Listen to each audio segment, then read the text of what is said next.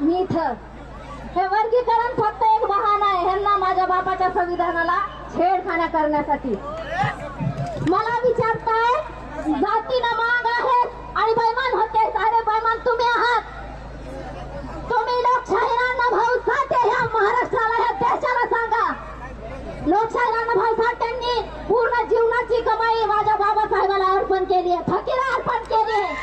त्या लोकशाहीरांना भाऊ साठ्यांना सांगितलंय की हा विश्वाचा खरा बाप आहे. ते सांगाय मी या मुंबईत आले. काम धंदा धुणे भांडे करते, मला ट्रोल करते. तुला राहायला घर आहे का ग भिकारणी?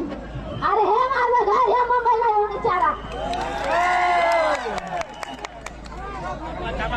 मला या ठिकाणी बोलायची संधी दिली, 2 मिनिटं वेळ दिला, दर्शन भेटलं, माझ्या जीवनाचं सार्थक झालं, मला घर भेटलं.